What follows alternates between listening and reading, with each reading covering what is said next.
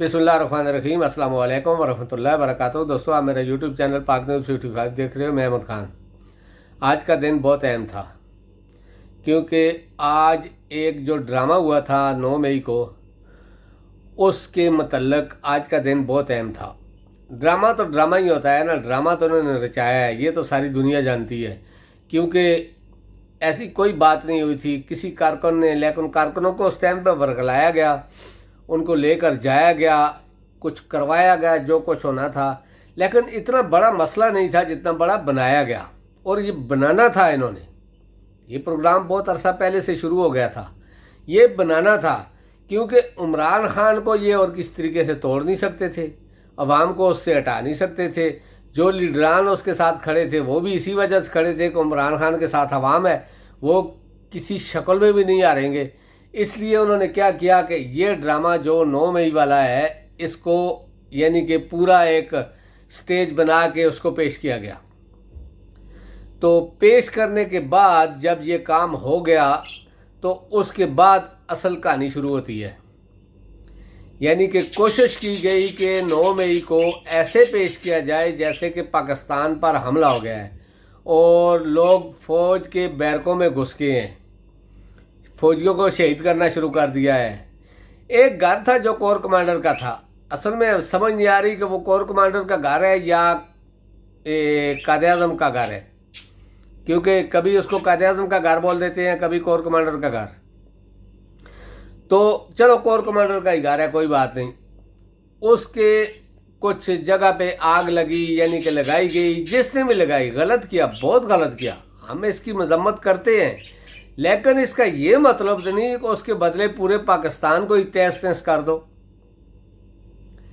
यानी कि आज पाकिस्तान में देखो क्या हालत बनी हुई है, हर आदमी सहमा हुआ है, घुटन महसूस हो रही है पाकिस्तान में। अगर ऐसा ही माहौल रहा तो कल को पाकिस्तान में कुछ भी हो सकता है। बाकी एक कोर कमांडर हाउस पे हमला हुआ, इतनी फरियादें, इतना तड़प, इतना कुछ एक्शन। तो मॉडल टाउन में जो कुछ हुआ था उसका क्या है, कोई आज तक कुछ हुआ क्या? किसी हमारी इस्टेब्लिशमेंट या किसी जर्नैल वगैरह ने उस पर एक्शन लिया था? सिर्फ एक दफ़ा राइल शरीफ ने लिया था, वो भी धरने के टाइम पे मुज़ाकरात की शक्ल में। बाकी कोई एक्शन हुआ क्या? उस वक़्त का वज़ीर दाखिला गिरफ़्तार हुआ या वज़ीर आला पंजाब गिरफ़्तार हुआ क्या? उनके ऊपर कोई केस चला? 18-19 कत्ल कर दिए, शहीद कर दिए लोगों को, बेगुनाह लोगों को जो बैठे हुए थे एक जगह पे, उनको कत्ल कर दिया गया। क्या उस पर कुछ हुआ? एक घर जलाने पर इतनी तकलीफ हो गई है।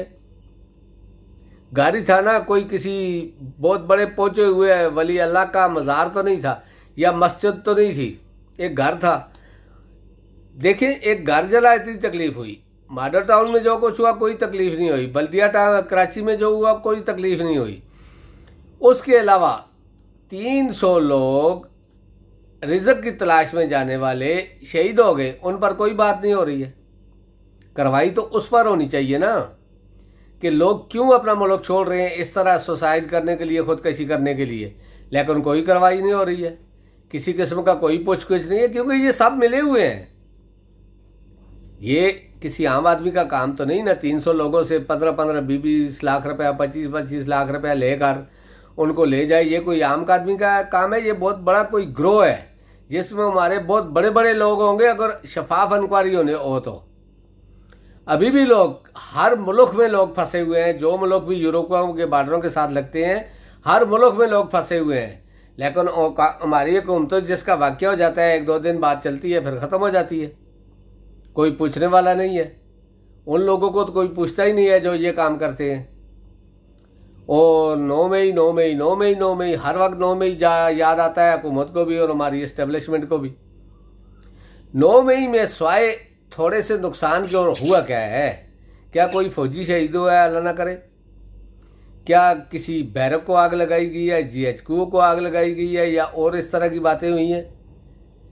एक छोटे छोटे वाक़यात हुए हैं, वो भी करवाए गए हैं, हुए नहीं है, करवाए गए हैं। वो काम भी करवाया गया है। अगर उसकी साफ और शफाफ इंक्वायरी हो, वज़ीर आला पंजाब भी फंसता है, IG भी फंसता है, उसके अलावा जो वज़ीर दाखिला है वो भी फंसता है, वज़ीर दाखिला पंजाब भी फंसता है। लेकिन इंक्वायरी कौन करे? इन्होंने तो पहले ही डिसाइड किया हुआ है, पहले ही फैसला किया हुआ है कि तहरीक इंसाफ को रगड़ा देना है, उसके हर आदमी को पकड़ना है, जो भी एक्टिवेट, जो भी यानी कि बातचीत करता है उसको पकड़ के अंदर कर देते हैं, चाहे साफी है या कोई भी है। कानून को तो पूछता ही कोई नहीं है, सुप्रीम कोर्ट के हुक्म तक कोई नहीं मान रहा, उस पर कोई एक्शन नहीं हो रहा है, क्योंकि वो अदारा नहीं है, वो भैंसों का तबेला है। अदारा सिर्फ हमारा जो फौज के जर्नैलों वाली जगह है वही अदारा है, बाकी कोई अदारा नहीं है।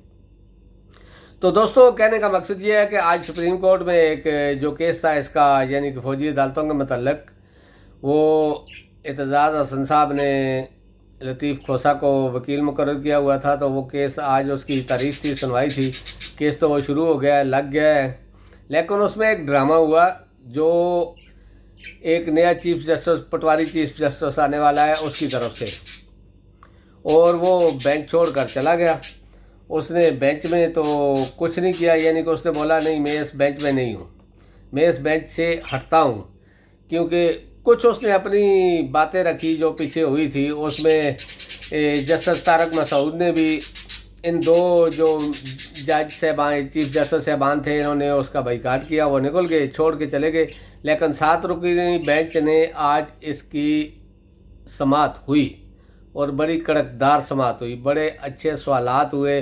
लेकिन मैं अभी उस पर नहीं जाऊंगा क्योंकि वीडियो लंबी हो जाएगी, और कुछ जो है वो मैं आपको बता देता हूँ लतीफ़ खोसा साहब और चीफ जस्टिस और दूसरे चीफ जस्टिस साहबान के मतलब कि उन्होंने कुछ सवालात किए, उन्होंने कुछ जवाबात दिए। फिर अटार्नी जनरल को बुलाया गया, उससे पूछा गया कि ये हुकूमत जो पकड़ दकड़ कर रही है ये क्यों कर रही है, ऐसी वकीलों को क्यों गिरफ्तार हो रहे हैं। और फिर ख़ास करके जो ये लतीफ़ खोसा साहब के घर पे हमला हुआ, क्योंकि लतीफ़ खोसा साहब ने अदालत में भी कहा कि जिस तरह अगर कोर कमांडर हाउस पे इतना एक्शन हो रहा है तो मेरा घर भी उतना ही मोहतरम है, मेरे घर पे क्यों नहीं एक्शन हुआ। दूसरी जो जगह हुई हैं उन पर जिन लोगों के घरों में घुसा जा रहा है, औरतों की इज्जतें यानी कि इज़्ज़तदार औरतों को, बापर्दा औरतों को एक किस्म का नंगा किया जा रहा है, सामने सामने पकड़ के उनकी बेइज्जती की जा रही है, उस पर कोई एक्शन क्यों नहीं हो रहा है। पाकिस्तान एक ऐसा मुल्क मान गया है जिसमें ना कोई कानून है ना लॉ है, यानी कि लॉ और कानून दोनों एक ही हैं पर दोनों ही नहीं है। पाकिस्तान ऐसा मुल्क बन गया है क्योंकि ना कोई अदालतों की इज्जत है, ना कोई अदालतों को पूछता है। अभी जो फौजी अदालतें बन रही हैं, क्या ये केस दहशतगर्दी अदालतों में नहीं चल सकते थे? क्या इसके लिए स्पेशल एक कर्नल को ही बिठाना था? लेकिन फिर भी चलो देखते हैं, अभी केस तो शुरू हो गया है, अब देखते हैं आगे क्या होता है। इंशाल्लाह उम्मीद तो है, वैसे तो हमें उम्मीद नहीं है चीफ जस्टिस से भी और दूसरे जज साहबान से भी, क्योंकि ये वही हैं जिन्होंने जो तौहीन अदालतें होती रही और पंजाब और खैबर पख्तूनख्वा के जो इलेक्शन होने थे उनमें इन्होंने एक फ़ैसला भी दिया था, उस पर तो ये अमल करवा नहीं सके और इतनी बड़ी जगह पे ये कैसे करेंगे। लेकिन देखते हैं क्या होता है, हो सकता है हो भी जाए, क्योंकि अल्लाह की लाठी तो बेआवाज़ है ना, अल्लाह जिसको ताकत से हो भी सकता है। लेकिन कानूनी तरीके से मेरी समझ में भी यही बात आती है, कानूनी तरीके से ये जो फौजी अदालतें हैं इनका कोई ये बनता नहीं है कि वो फौजी अदालतों में इस किस्म के केस चलाए जाएं। और दूसरे नंबर पे इमरान खान पे प्रेशर डाला जा रहा है हर साइड से कि वो मुल्क छोड़ दे, लेकिन इमरान खान ने वाज़ेह अल्फाज में कह दिया है कि वो मुल्क तो नहीं छोड़ेगा, कुछ भी हो जाए, चाहे कुछ भी हो जाए वो मुल्क नहीं छोड़ेगा। क्योंकि उसने कहा है कि मेरा सब कुछ पाकिस्तान में है, मेरा जीना मरना पाकिस्तान में है, मैं क्यों मुल्क छोड़ूं। मैंने ऐसे ही अपने 28 साल दे दिए हैं इस पार्टी को और पाकिस्तान के लिए, अपने बीवी बच्चों से दूर सब कुछ यानी कि छोड़ छाड़ के मैं पाकिस्तान में बैठा हूँ। किस लिए बैठा हूँ? मैं तो इधर ही रहूँगा, कुछ भी हो जाए। फौजी अदालतों में केस करें, सिविल अदालतों में करें, जहाँ दिल करता है करें, मैं फेस करूँगा, मैं कहीं भी नहीं जाऊँगा। तो दोस्तों अब तक के लिए इतना ही, इंशाल्लाह नेक्स्ट व्लॉग में आपसे मुलाकात होगी। अल्लाह पाक आप सबको अपनी हिफ्ज़-ए-मान में रखे। अल्लाह हाफ़िज़। अस्सलामु अलैकुम व रहमतुल्लाहि व बरकातहू।